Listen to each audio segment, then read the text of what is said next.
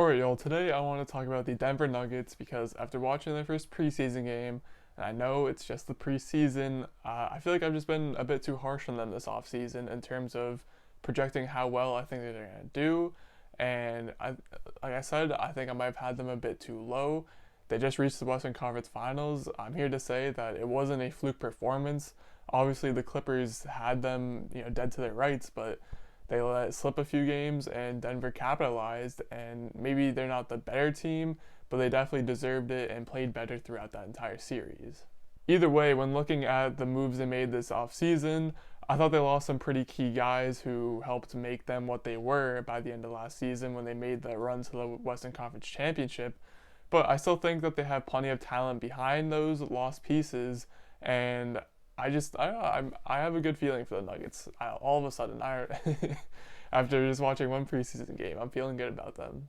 So obviously, it starts with Jamal Murray and Nikola Jokic. Jamal Murray, he had a great bubble performance, and just the entire time he was there, he was playing at an All NBA level. And the big question mark was, would he be able to maintain this consistency into the next season? Because he's always shown flashes of that kind of player and the type of guy he can be. But with him, it's always been about making those stretches last and actually, upgrading himself up a tier in terms of how good of a player he is. And I think he will take that next step. And then pair that with Nikola Jokic, who's already a proven superstar in this league. Now that we have maybe some voter fatigue with Giannis, Jokic could potentially see himself in the MVP race. I know the past couple of seasons, his name's been on the outskirts of those conversations. But now, especially with Jeremy Grant gone, Nuggets might be looking like a team that is, I don't necessarily say on the decline, but they're a team who's not being hyped up as much. So if Jokic can lead them to another very good record and maybe a second seed finish in the West, then people will take notice. They'll look at Jokic's numbers and realize, as usual, that they're absolutely absurd and that he's probably going to be close to a triple-double of some sorts. And I can see that vaulting him into the MVP talks for real this season. One thing that really worried me about the Nuggets and the moves they made this past offseason, and one reason why I originally was kind of lower than I feel like I should have been on them, was that I just don't trust their front court defensively. And that was just due to the fact that it's looking like they were going to go down a path where they were starting Michael Porter Jr. and Nikola Jokic at the 4 and the 5.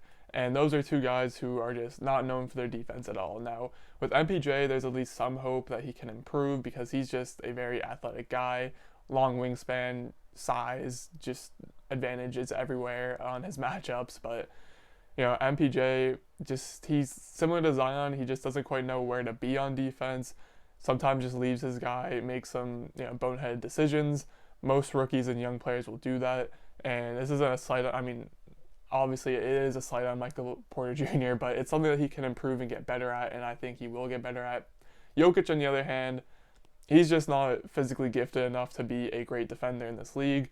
But one thing I did notice in the postseason was that teams were repeatedly attacking him in pick and roll, and it looked like it got to a point where it really started to annoy Jokic, and he at least was putting in a lot of effort on the defensive end, which if you're someone who is like Jokic, that's the best thing you can do for your team is just provide some effort at least to, be usable on the defensive end. So either way, I think my concerns there are pretty true and just something that can't be avoided if you are a Denver Nuggets fan. It's definitely something that's right there in front of you.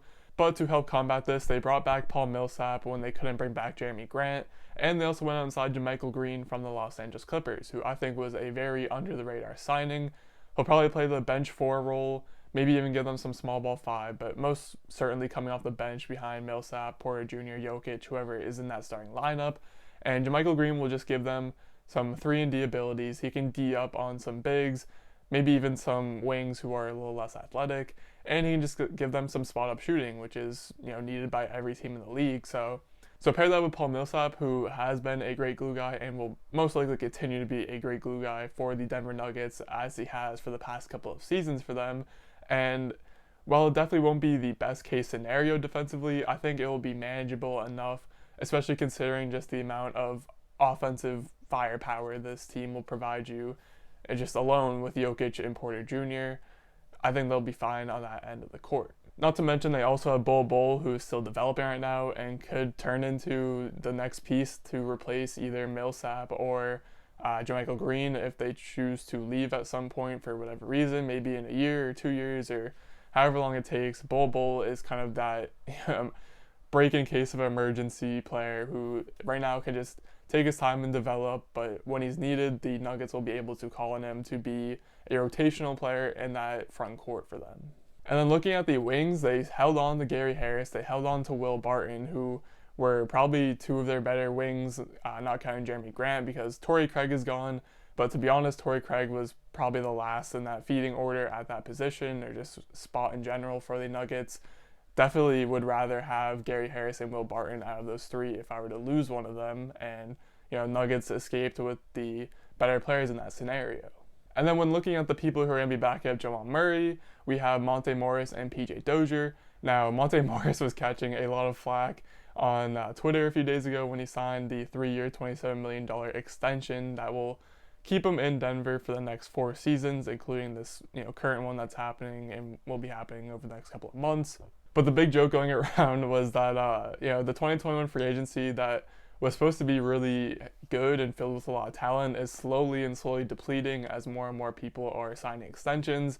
And there are all these superstars listed out in this one specific tweet, and they slid Monte Morris in at the bottom, and everyone was saying like, oh, one of these guys doesn't belong. But honestly, Monte Morris, he's a great player. He is an amazing backup point guard for Jamal Murray. I think he could easily be a starting point guard on a team somewhere. He's still only 25 years old, which is pretty young. He's yet to hit his prime, or he might just be hitting his prime, and he's already proven that he can score the ball with ease. He's great in the pick and roll. He can even play make out of the pick and roll.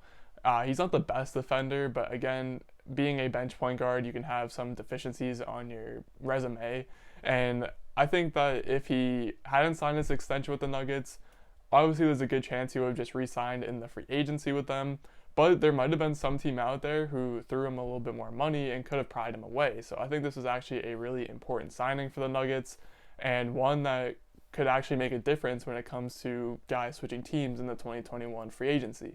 And then there's also PJ Dozier, who's a year younger than Morris, and he's already proven in the playoffs even against the Lakers. He gave the Nuggets some solid minutes off the bench. He is he's a combo guard who can play both the 1 and 2. That way, he can play with Monte Morris off the bench. He can also play with Jamal Murray in some lineups if they want to go a bit, more guard heavy and maybe run a smaller lineup, even though PJ Dozier actually provides him with some size at the guard position because he is quite tall. But either way, PJ Dozier is also just a solid bench player that can help the Nuggets win games, and even though he is a little bit less proven than Monte Morris, I still trust him a whole lot as, like I said, just a good addition off the bench. And even after all of this, they also selected RJ Hampton, who might end up being a steal for them in the first round of this recent draft.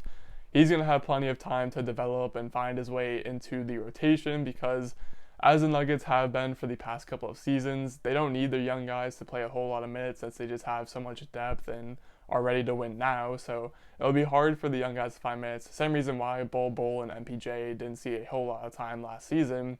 It's going to be a similar thing for RJ Hampton, but he's another guard who could probably be slotted in at some point once he's comfortable and could give them just more solid minutes off the bench. So I guess what I'm trying to say with all this is it's not time to sleep on the Denver Nuggets. I've been seeing some things around recently on Twitter that, as a fluke that they made the Western Conference Finals, that the Clippers should have just held on to their lead and played the Lakers. And while that's all true, it's not what happened. The Clippers blew the 3-1 lead. Nuggets came back. And, they were somewhat tight in that Lakers series for a little bit. There was the Anthony Davis game winner. I believe it was game 2 where, if he misses that, Nuggets are tied 1-1 and maybe we see something different happen. I don't think the Lakers would have lost the series in the end, but who knows? The Nuggets maybe could have pushed it to 7. Again, who knows what would have happened, but either way, this Nuggets team, and the thing is, we were saying it last season when the Nuggets were making their run of the playoffs that we understood that this wasn't this team's final form. We understood that they have a lot of young pieces who are going to need some time to develop and grow, and it's a year later. All their players are just a little bit more developed. They have them set on their roster for the near future, unless they make any wild trades, which I don't think they will. this is going to be the same Denver team that we're going to be seeing for the next couple of seasons, and they're only going to get better, and it's definitely not time to sleep on the Denver Nuggets. And that's pretty much it for this video. Again, I just wanted to warn you guys, don't sleep on the Nuggets like I did for a few weeks in this late off season. I am now ready. I just had to see them back in action for a game or two to be reminded of how good this team actually is. But either way, drop your comments down below on what you guys think about the Denver Nuggets. Outside of that, leave a like if you enjoyed this video or enjoy this type of content. And as always, most importantly, thank you for watching.